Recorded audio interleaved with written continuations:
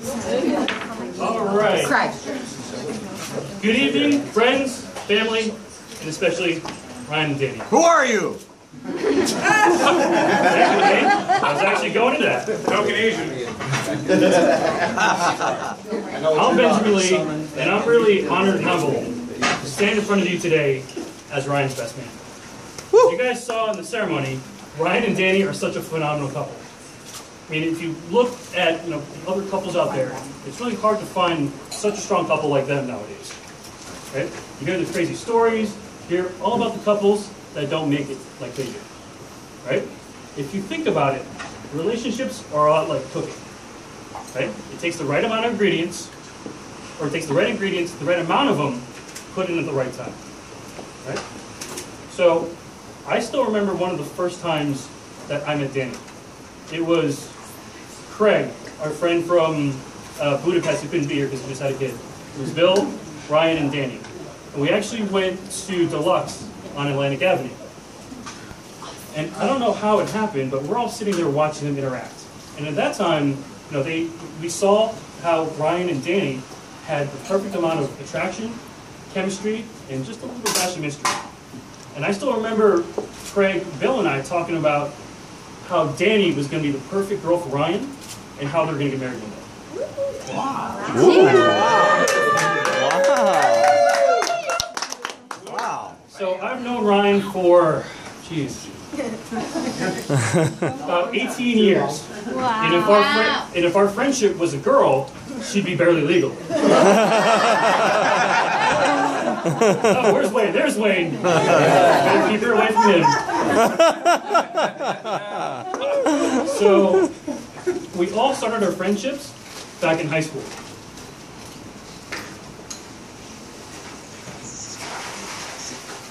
Uh-oh.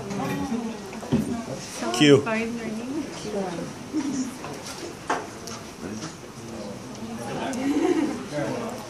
For that?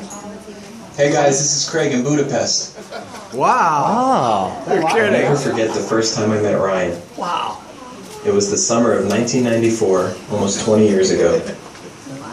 I saw Ryan and his mom walking down the hallways in Cardinal Gibbons High School in a preview of the school before the freshman school year started. The absolute first thing I noticed was his Caucasian afro. The second thing I noticed was his tie-dyed Woodstock pink t-shirt. And what could any other budding freshman think when they saw somebody like this? There's no way in hell I'll ever be friends with this character. Little did I know he'd become one of my best friends, and we'd spend countless hours together from then on. Another really fond memory of Ryan through the early years of high school are the things related to the evolution of Ryan. As 14-year-old kids, I think Ryan went through some kind of grunge or goth stage, and I don't think any of us will ever forget the outfits that Ryan wore in those early years. One of the best memories is his shopping at thrift stores for the best new outfits to go out on a Saturday night or to go to a party. The outfit that I think we all will remember is the police uniform. And yes, it was an authentic police uniform from Fort Lauderdale's finest. Somehow Ryan came across this police uniform at a thrift shop in South Florida and decided that it would be a good idea to wear to a popular party on a Saturday night. Well, we went with him anyway, even though he wore this outfit, and it lingers on in our memories forever. Luckily, the grunge phase and some of these other moments didn't last too long, and Ryan evolved into the man he is today, and the man who we're very proud of for finding Danny.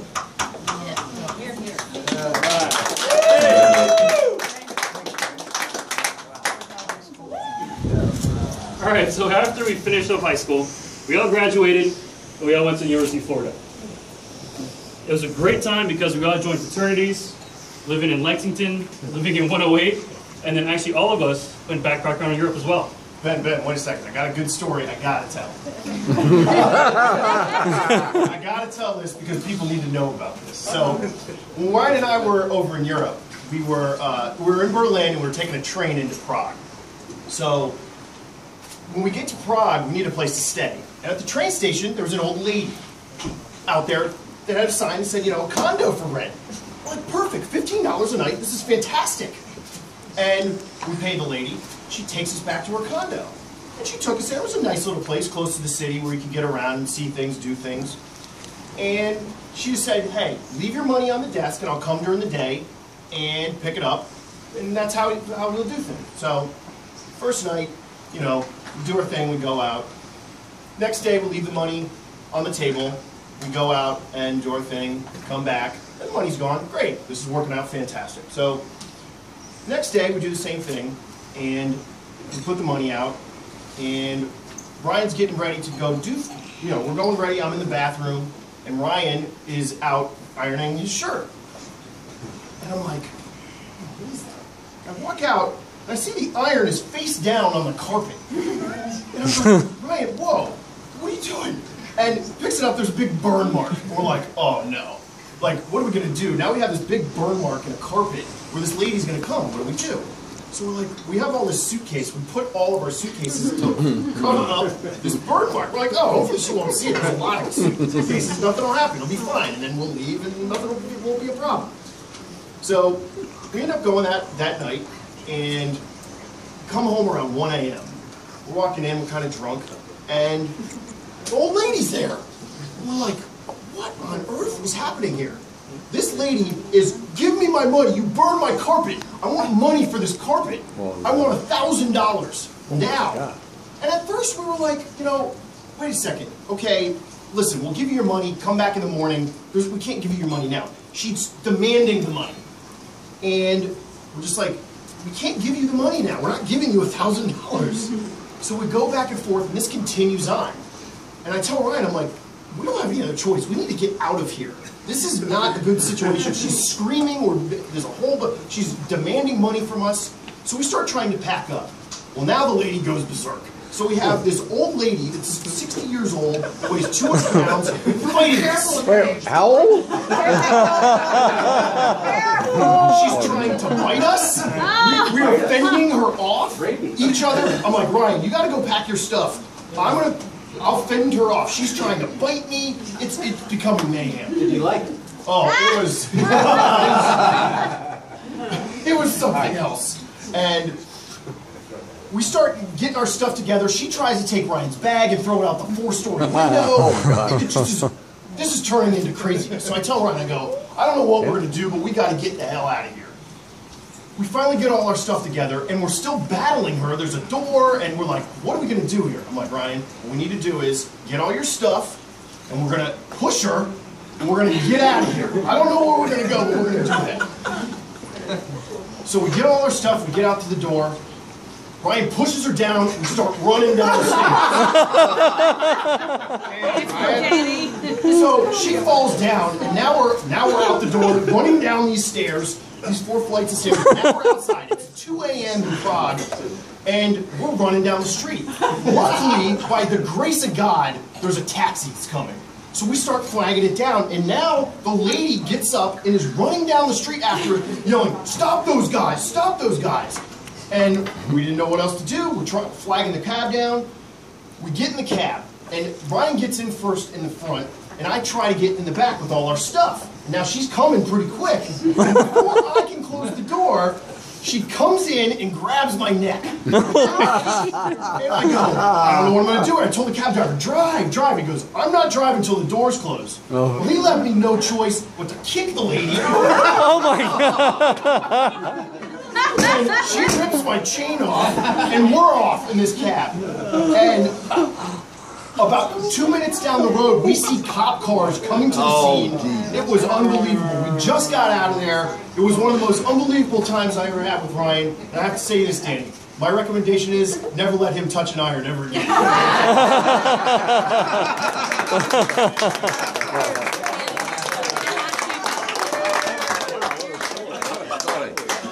So after, we all graduated from UF, and Ryan learned his ironing lesson. We all came back. Bill came back first. I came back second. And Ryan was coming back. He was actually commuting because of Jean-Pierre. Chef Jean-Pierre right there. He was commuting back and forth from Gainesville all the way down here. And you did an amazing job teaching him how to cook. I mean, if you've ever had the opportunity, Chef Jean-Pierre. I mean, the flavors, the dishes that he creates are just phenomenal, right? So after we got back, and we really thought that Ryan was going to be this famous, like top chef or something like that. But then his innate, management and leadership skills kind of came out, and then trumped his passion in the kitchen, and that's why I moved from the back of the house to the front of the house. So we started managing Key Lime, and that's when our mid-20s, and we started going to Resort on Tuesday nights, Sheena, Feel Goods. And we started taking trips to, Orlando. Where else did we go? Miami, and we actually took a trip to Costa Rica too. I got a Costa Rican story. It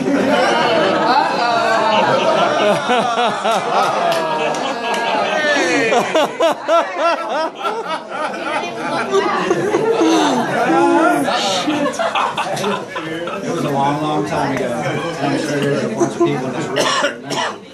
We, about 10 of us decided to take a zip lining. So we had, actually for somebody that's a pilot, I think he's definitely scared of heights. So we had to climb a 6-story metal tower. He's shaking the whole time. We're all trying to push him up, force him to do it. We actually go to another mountaintop, and after that was this huge rope swing, which we all got a kick at. We actually all gave our turns up so we could keep pushing him back out there. If you could see his face, you would just die laughing. But my point is, you guys are definitely great people, and you're going to be making those type of memories where you're just, one day you just start cracking up out of nowhere. And I wish you guys all the luck. Woo!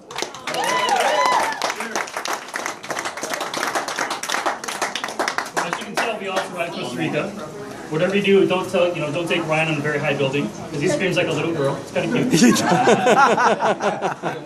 That was about our mid-20s, and we really started hitting our stride there. Ryan was really managing Key Lime, so he actually created the Palm Beach Skater Club. Yeah, I got a story about that, actually. So, for those of you who don't know me, I'm Clark, and I live here in Alpine. I moved here about 4 years ago. And I had no friends. I'm from Washington, D.C., didn't know a single person here in Florida. And I would go to Key Lime House. Sometimes on Thursday nights, I'd go to the top deck where Danny was bartending. And every time I'd go up there and say, "Can I have a draft?" Budweiser would just say, for like the 50th time, "We don't have a draft beer." Give me a bottle, that's fine. So I moved here in May. Football season started in August, and I came over for my first Gators game on that Saturday. And I'm sitting there by myself, kind of hanging out, and I see this person in a bright orange tuxedo walking around. Walking around, and he comes up and we start talking briefly, and ever since then he's taken me under his wing, introduced me to a lot of good people, and he's my best friend down here, and I think he'll be one of my best friends for life. And I think you guys are great together. I love both of you guys, and I really wish you all the luck. You guys are great. Woo! All right.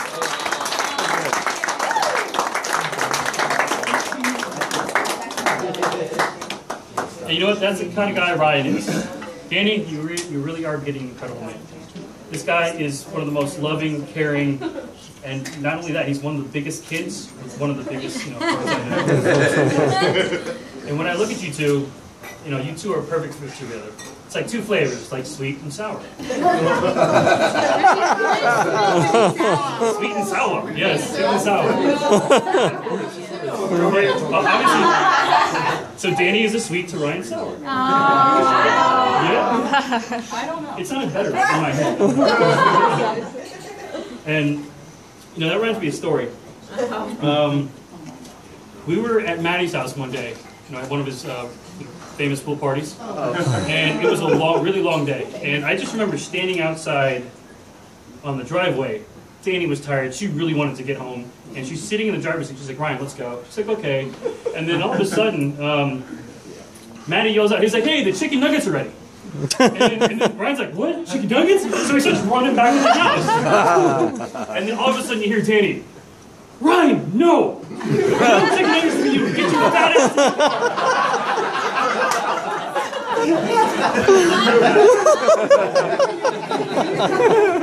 And then Ryan's like, okay. And that's when I knew that this relationship was going to be different.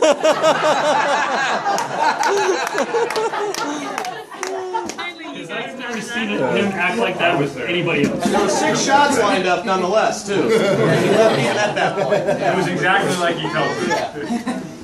So everyone, please raise your glasses. The reason why we're here today is for Ryan and Danny. Wish you guys a new life together filled with, or actually created with, several tablespoons of love, a heaping tablespoon of passion, and just a dash of give and take. All right? And may that be filled with love, laughter, and eternal happiness.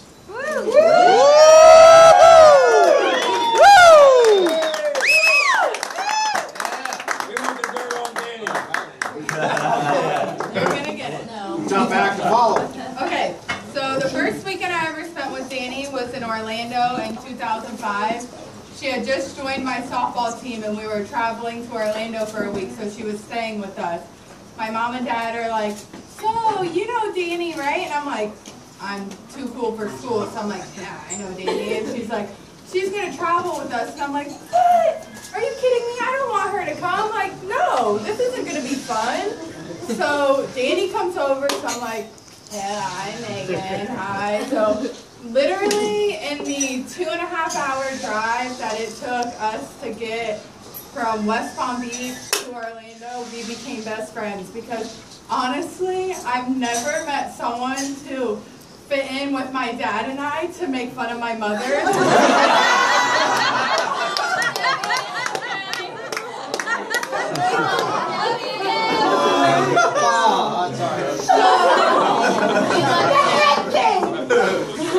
So literally from that weekend on, that weekend was the weekend that Danny and I became best friends, and from that point on we did everything together. Danny would come over to my house at 5:30 in the morning to ride to school with me, but what time could you come into my room? Not until 6. Not until 6.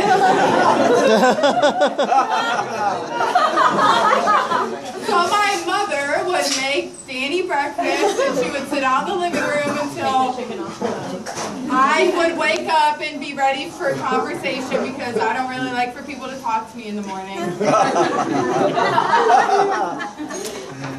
But I would say the hardest part of mine and Danny's friendship was when I decided I was going to move 800 miles away and go to college. And there's a quote that has never been truer to mine and Danny's friendship, and it says, "Everlasting friends can go periods without speaking and never question the friendship. These friends pick up just as they spoke yesterday, regardless of how long it's been or how far away they live. They don't hold grudges, and they know life is busy and the love is there." Danny has always been supportive of me 100%. When I was away at school, I did not want to be anywhere around South Florida. I would come home for a week at a time, and I would pull in my neighborhood and be like, oh, I'm going to see my mom and dad, and I would pull into my driveway, and I don't know how she even knew I was in the state of Florida, and there she would be outside of my front door. I would be like, hi. That's great. I can never repay her for all the support that she's giving me. This moment right here, me standing in front of you guys, I could never tell you how appreciative I am. Dan, you are such a lucky lady to have found Ryan. I've never seen someone love you the way he does, and quite honestly, besides me, I've never seen anybody be able to handle you.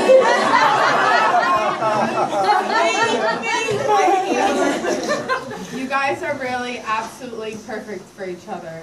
And Ryan, thank you for understanding that now that you've married Danny, you have to put up with me for the rest of the year. Because I'm not going to lie to you guys, I don't know whose house I stay at more, whether it's their house or my house for the past 3.5 their house or my house, but I have really probably slept at their house more in the 3.5 months. I'm a school teacher and I just had 16 days off, and Danny and I calculated, I think it was like 2 days she was home. 2 days I spent at my house, and that whole 16 2 days too many.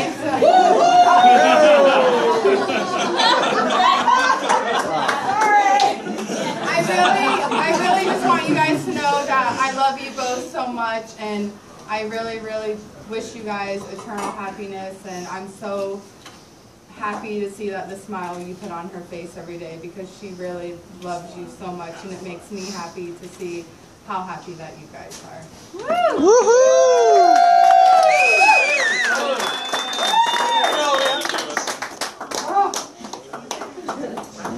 Let's have some babies. Hey